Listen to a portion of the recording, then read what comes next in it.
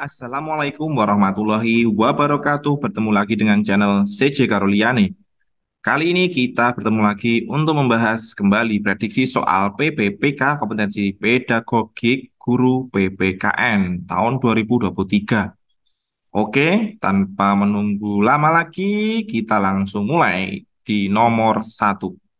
Anggota BPUPKI Muhammad Yamin mengusulkan bahwa negara kebangsaan yang menjadi salah satu dasar negara Indonesia merdeka didasarkan atas A. Kemerdekaan sebagai hak segala bangsa di dunia.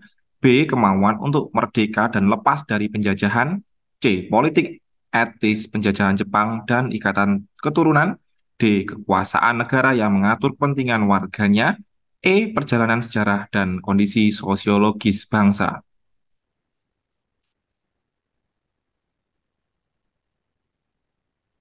Jawaban yang benar adalah E. Perjalanan sejarah dan kondisi sosiologis bangsa. Penjelasannya, anggota BPUPKI Muhammad Yamin mengusulkan konsep negara kebangsaan dalam pembentukan dasar negara Indonesia Merdeka. Konsep ini didasarkan pada perjalanan sejarah dan kondisi sosiologis bangsa Indonesia. Muhammad Yamin dan sejumlah tokoh lainnya memahami bahwa pembentukan negara Indonesia perlu mempertimbangkan aspek-aspek sejarah, sosial, dan budaya yang unik bagi bangsa Indonesia. Pilihan A, kemerdekaan sebagai hak segala bangsa di dunia. B, kemauan untuk merdeka dan lepas dari penjajahan. C, politik etis penjajahan Jepang dan ikatan keturunan. Dan D, kekuasaan negara yang mengatur kepentingan warganya mungkin memiliki relevansi dalam konteks perjuangan kemerdekaan Indonesia. Tetapi konsep negara kebangsaan yang diusulkan Muhammad Yamin lebih berfokus pada kondisi sejarah dan sosiologis bangsa Indonesia. Jadi jawabannya apa? Jawabannya adalah E, perjalanan sejarah dan kondisi sosiologis bangsa.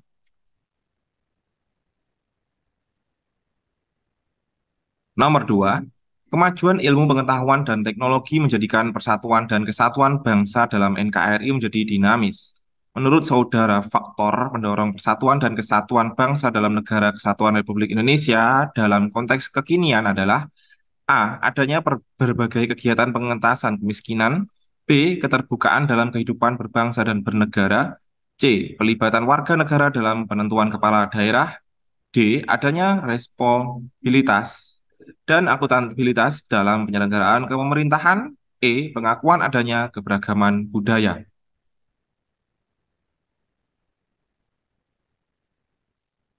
Jawaban yang benar adalah B. Keterbukaan dalam kehidupan berbangsa dan bernegara. Penjelasannya, kemajuan ilmu pengetahuan dan teknologi membawa dampak yang signifikan terhadap persatuan dan kesatuan bangsa di era kekinian. Salah satu faktor pendorong persatuan dan kesatuan bangsa dalam konteks Negara Kesatuan Republik Indonesia adalah keterbukaan dalam kehidupan berbangsa dan bernegara. Keterbukaan ini mencakup sukses luasnya, keterbukaan ini mencakup akses luasnya terhadap informasi, partisipasi aktif dalam proses demokrasi, serta serta penggunaan media sosial dan teknologi informasi yang dapat menghubungkan berbagai kelompok masyarakat dari berbagai daerah dan latar belakang budayanya. Dengan keterbukaan ini, warga negara Indonesia memiliki kesempatan untuk berbagai pandangan. Mohon maaf, untuk berbagi pandangan, maksudnya ya, memahami keberagaman dan berpartisipasi dalam membentuk arah negara dan masyarakat. Pilihan A, C, D, dan E juga memiliki dampak terhadap persatuan dan kesatuan bangsa. Tetapi pilihan B, yaitu keterbukaan dalam kehidupan berbangsa dan bernegara, secara langsung berkaitan dengan dinamika yang dihasilkan oleh perkembangan ilmu pengetahuan dan teknologi dalam era kekinian.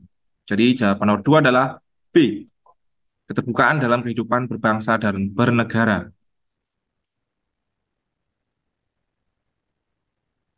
Nomor tiga, kegiatan berikut yang dapat dikategorikan sebagai dinamika persatuan dan kesatuan bangsa dalam upaya mempertahankan keutuhan NKRI adalah A. Kegiatan operasi tangkap tangan pelaku korupsi oleh PKPK.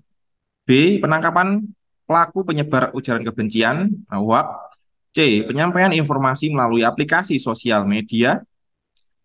D. Kegiatan latihan bersama TNI dengan militer negara lain. E. Adanya berbagai kegiatan kompetisi dalam bidang olahraga.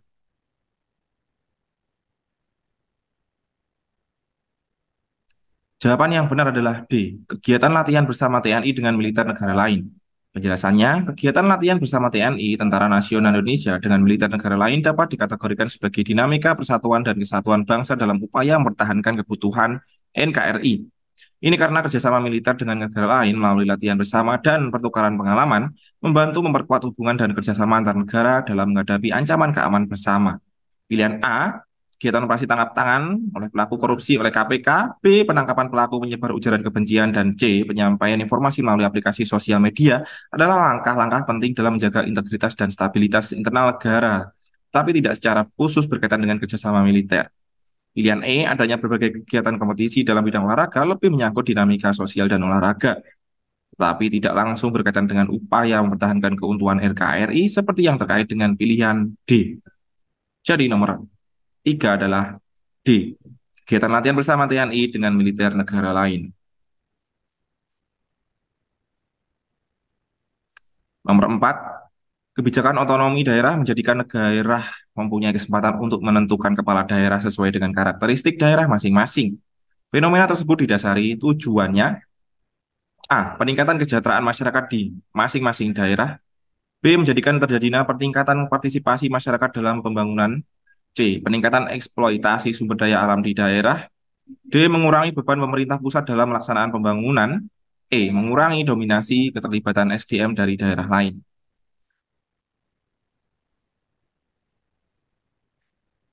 Jawaban yang benar adalah A. Peningkatan kesejahteraan masyarakat di masing-masing daerah. Dijelaskan di sini kebijakan otonomi daerah memberikan daerah lebih banyak kewenangan dalam mengatur urusan pemerintahan dan pembangunan di tingkat lokal.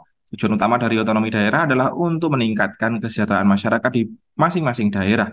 Dengan memiliki kontrol lebih besar atas pembangunan dan pemerintahan di tingkat lokal, diharapkan daerah dapat mengidentifikasi kebutuhan dan potensi lokalnya sendiri serta merancang kebijakan yang lebih sesuai dengan karakteristik dan kebutuhan daerah tersebut. Pilihan B menjadikan terjadinya peningkatan partisipasi masyarakat dalam pembangunan juga merupakan tujuan dari otonomi daerah. Tetapi, pilihan yang lebih tepat adalah pilihan A karena fokus utama adalah pada peningkatan kesejahteraan. Pilihan C, D, dan E tidak secara langsung mencerminkan tujuan utama otonomi daerah dalam konteks peningkatan kesejahteraan masyarakat di daerah. Jadi jawabannya adalah nomor 4, A, peningkatan kesejahteraan masyarakat di masing-masing daerah. Nomor 5, dalam pembelajaran praktik belajar kewarganegaraan, KD mengampanyekan perilaku sesuai norma-norma yang berlaku dalam kehidupan bermasyarakat untuk mewujudkan keadilan. Maka indikator keterampilan kewarganegaraan yang tepat adalah A. Menjelaskan pentingnya perilaku sesuai norma-norma yang berlaku dalam kehidupan masyarakat. B. Membuat poster pentingnya perilaku sesuai norma-norma yang berlaku dalam kehidupan masyarakat. C. Melakukan perilaku sesuai norma-norma yang berlaku dalam kehidupan bermasyarakat. D. Memberi contoh perilaku sesuai norma-norma yang berlaku dalam kehidupan bermasyarakat. E. Menunjukkan perilaku sesuai norma-norma yang berlaku dalam kehidupan bermasyarakat.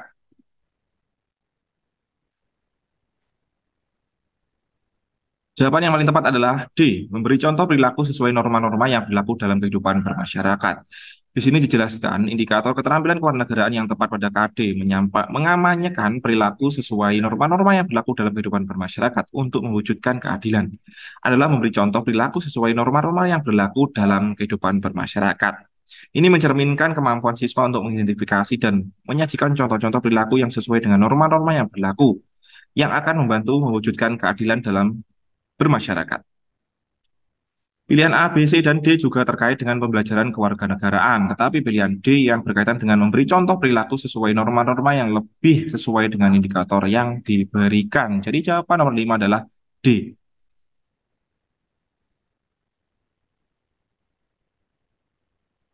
Baiklah, sampai di sini dulu prediksi soal PPPK, kompetensi teknis untuk guru PPKN di tahun 2023. Mohon maaf bila cara membahasnya terlalu cepat atau cara membacanya terlalu cepat. Baik, semoga bermanfaat dan sampai jumpa di video-video yang lainnya. Terima kasih. Wassalamualaikum warahmatullahi wabarakatuh.